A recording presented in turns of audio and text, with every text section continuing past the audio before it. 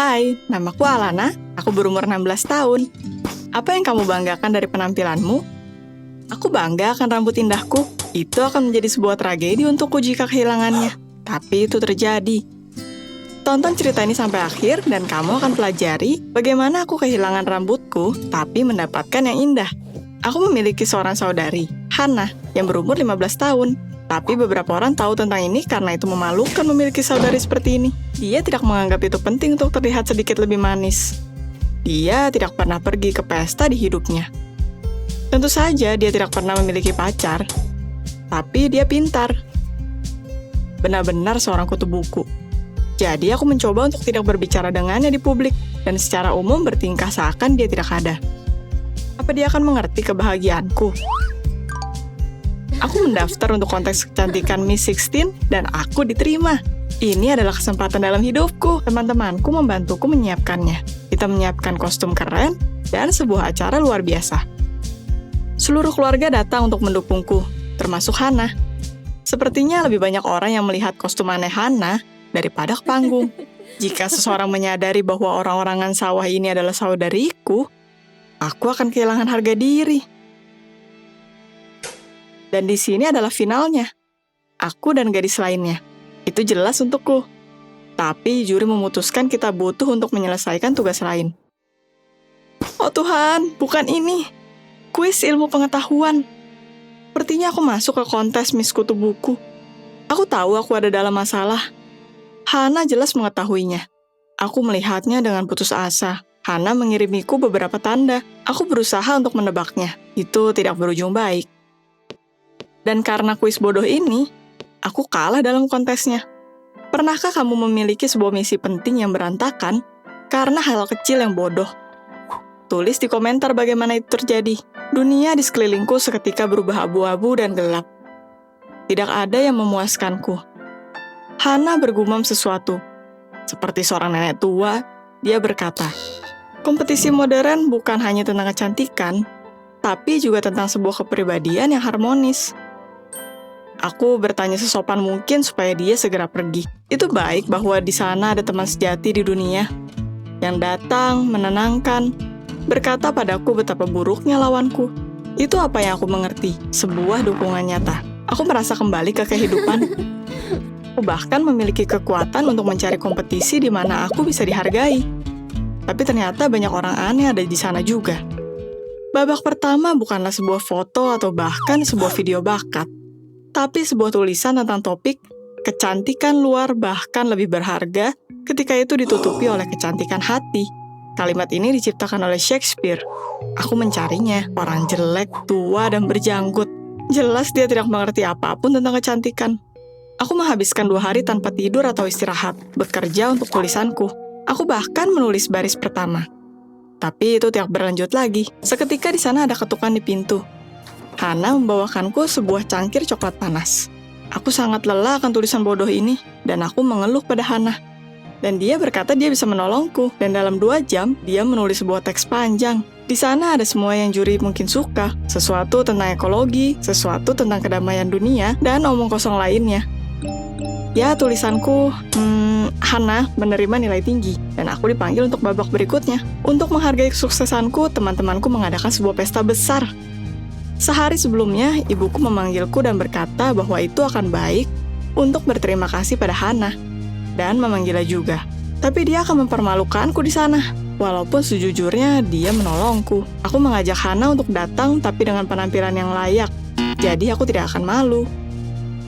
Dia berjanji dengan tepat. Aku datang lebih awal ke pestanya. Hannah masih harus pergi ke perpustakaan. Jadi aku tahu akan kedatangannya ketika aku diminta untuk melihat sebuah pertunjukan horor. Dia berdiri di pintu masuk dengan gaun yang ingin kubuang, dan dengan rambut ikalnya yang diluruskan. Salah satu gadis berkata dia sepertiku, jika aku adalah sebuah karakter komedi. Selama pesta, aku mencoba untuk tidak menemui Hannah, atau bahkan berada di ruangan yang sama. Aku akan menyebut pestaku sebuah kegagalan jika itu bukan karena Zack. Dia adalah teman saudaraku, seorang teacher yang sangat imut dan keren. Dan di pesta ini, kita akhirnya berhasil berkomunikasi dengan wajar. Aku rasa dia juga menyukaiku. Lalu di saat yang paling penting, Hannah masuk ruangan dan memaksa supaya aku berbicara dengannya. Kenapa orang pintar ini sangat gila? Aku menjelaskan padanya sebaik yang aku bisa bahwa dia kehabisan waktu. Dan dia merengek dan pulang ke rumah. Betapa leganya. Zack sangat keren, tapi itu waktunya untuk pulang ke rumah. Aku sudah membayangkan apa yang akan kudapat dari orang tuaku karena melukai saudari malangku. Tapi semuanya sunyi di rumah. Menurut versi orang tuaku, Hana pulang lebih awal supaya tidak ketiduran untuk pergi ke sekolah. Ini kabarnya. Hana tidak mengadu. Kenapa ada hadiah ini? Tapi dia menolak menjelaskannya padaku. Dia mengacuhkanku. Di akhir pekan, kita pergi untuk melihat furniture baru untuk kamar kami. Dan kita bertemu Zack di toko. Sebuah kejutan. Hana seketika berubah merah seperti sebuah tomat karena Zack. Kenapa itu terjadi? Dan ketika Zack mengajakku pergi, dia menginjak kakiku dengan semua kekuatannya. Ketika aku berteriak, Hana berkata dengan suara manis bahwa orang tua kami sedang menunggu kami, kita harus bergegas, dan dia menarikku pergi dari Zack. Apa aku sangat beruntung? Atau apa saudaramu juga mengganggu kehidupan pribadimu? Beritahukan kami di komentar jika kamu memiliki pengalaman ini. Untuk babak kedua dari kompetisinya, itu penting untuk menyiapkan karya musikal. Aku membuat sebuah cerita hebat. Di awal adegan, aku akan memiliki sebuah dandanan rambut tinggi dengan banyak pita, seperti di seri tentang Ratu Prancis.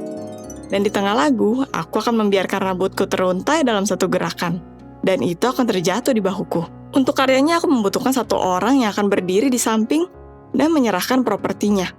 Seperti kesialan, tidak ada dari temanku yang bisa. Tiba-tiba Hana berkata dia akan senang untuk menolongku. Tepat sebelum karyaku, aku lari ke tempat rias untuk sejenak. Dan seketika rambutku tersangkut di gantungan. Orang bodoh mana yang menaruhnya di sana? Aku terjebak, tidak di sini atau di sana. Dalam keputusasaanku, aku mulai berteriak meminta tolong. Hana datang berlari. Dia berusaha untuk menarik gantungannya dariku, tapi itu terjebak. Hana berkata dia harus memotong pitanya. Itu adalah sebuah bencana. Tapi aku memutuskan itu lebih baik daripada terikat ke gantungan. Aku memutuskan untuk mengganti adegannya. Aku akan langsung keluar dengan rambut terurai. Hana mengambil gunting, dan lalu aku melihat rambutku melayang di kakiku. Aku berusaha untuk lepas dan menarik sebuah bongkahan besar dari rambutku. Aku terjatuh dengan kepalaku. Itu sebuah mimpi buruk. Sebuah bob buruk rupa. Itu tidak bisa lagi diperbaiki. Dengan sebuah mimpi buruk di kepalamu, kamu tidak bisa menunjukkan dirimu pada orang lain. Aku menyerang Hana tapi dia mendorongku. Dia mulai berteriak padaku, menangis. Ternyata dia sudah lama jatuh cinta pada Zack. Dan dia sangat cemburu bahwa Zack lebih memilihku daripada dirinya. Dan dia memutuskan untuk melakukan balas dendam. Aku kabur, dan dari kompetisi ini, di mana aku hanya akan mempermalukan diriku dan dari si brengsek Hana. Tentu saja rambutnya tidak bisa diselamatkan, tapi mungkin aku masih bisa memikirkan sesuatu. Itu akan lebih baik untuk mengenakan wig, jadi tidak ada orang yang akan melihat horor di kepalaku. Tapi di rumah bagian mimpi buruk lainnya menungguku. Seseorang sudah mengunduh fotoku dari belakang panggung di online. Dan di bawahnya sudah ada banyak komentar dengan emoji tawa dan muntahan. Satu gadis dari kelas kami yang aku pikir adalah temanku, bahkan membuat meme. Fotomu sebelum dan sesudah berjalan di tong sampah. Di sana ada candaan di DM-ku. Seperti apakah aku bekerja sebagai orang-orangan sawah, dan apakah aku memotong rambut dengan pemotong rumput. Haha. Aku memutuskan untuk tidak meninggalkan rumah sampai rambutku tumbuh kembali. Aku duduk di sana dan membenci diriku. Semua orang mentertawakanku dan membuliku, seperti yang mereka lakukan pada Hana. Tuhan, ternyata saudariku mengalami ini setiap hari. Hana yang malang. Betapa kuatnya dirinya sampai dia tidak hancur. Aku menangis karena aku ada di antara pembuli saudaraku. Aku berlari ke Hana dan memohon padanya untuk memaafkanku. Dia meminta maaf akan perbuatan bodohnya, tapi aku berterima kasih padanya.